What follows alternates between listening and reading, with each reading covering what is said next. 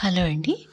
మనం ఇంట్లో కూరగాయలు కట్ చేసినప్పుడు ఇలా కాలీఫ్లవరు లేదా ముల్లంగి పైన ఆకులు, అలాగే గోంగూర కాడలు అవన్నీ కూడా శుభ్రం చేసి, ముఖ్యంగా వేర్లు లేకుండా తీసేసి, అట్లాగే గుచ్చుకునే విధంగా ఏవైనా ఈనెలు అట్లాంటివి ఉంటే అవి తీసేసి, రబ్బర్ బ్యాండ్ లేకుండా చూసుకొని, ఇలా నీళ్ళలో నానబెట్టేసి, నానబెట్టమంటే కడగడానికి, అడుగున మట్టి తేరుకుంటుంది కదా! తర్వాత ఇవన్నీ శుభ్రంగా తీసి ఒకటికి 2 సార్లు శుభ్రంగా కడిగి, ఇలా ఆహ్, వడపోసే జాలీలో వేసేసి, ఆ నీళ్ళన్నీ ఓడిన తర్వాత శుభ్రంగా ఆరబెట్టి, కొంచెం తెల్లటి పేపర్‌లలో వేసి, అవి మనం ఆవులకి వాటికి పెట్టొచ్చు. అది అవకాశం ఉన్న వాళ్ళకి మాత్రమే. ఎందుకంటే ఎట్లాగో చెక్కులు, కూరగాయ చెక్కులు పారేస్తాం గదా! పారేసే బదులు వాటికి ఉపయోగపడుతుంది. అపార్ట్మెంట్స్ దగ్గర ఖాళీ ప్లేస్ ఉంది. ఇక్కడ ఆవులొచ్చి తింటుంటాయి.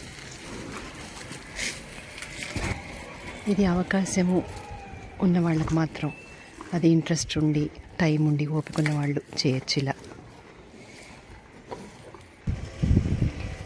ఇది అందరికీ అవకాశం ఉండకపోవచ్చు. ఇంటి దగ్గర ప్లేసు, ఆవులు తిరగడం, ఊరికే కూరగాయ చెక్కులు వేస్ట్ చేయకుండా, కొంచెం పని ఉంటుంది దాన్ని క్లీన్ చేయడం అవన్నీ. సరే, మన ఇంట్లో 2 పిల్లలు ఉన్నప్పుడు మూడో పిల్లాడు ఉంటే చేసుకోమా అనుకొని కొంచెం టైం పెట్టవచ్చు. అట్లానే ఇది వీడియో చూసిన వాళ్ళు, పిల్లలు, పెద్దవాళ్ళు అందరూ కూడా ఇంట్లో లేడీస్ వెంబడి పడకండి పని చేయమని. వాళ్ళ వీలు, వాళ్ళ తీరిక చూసుకొని, వాళ్ళ ఓపిక చూసుకొని చేయొచ్చు ఎవరైనా కానీ. Thank you. ఇలా మనం కడిగి శుభ్రం చేసిన కూరగాయ చెక్కులు పెడితే ఆవులు హ్యాపీగా తింటాయి. ఇది ఇంకొక ఆవు.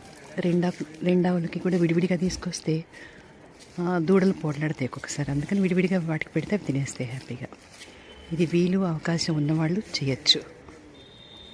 దానికి సమయము ఒక 5 నిమిషాలు పడుతుంది.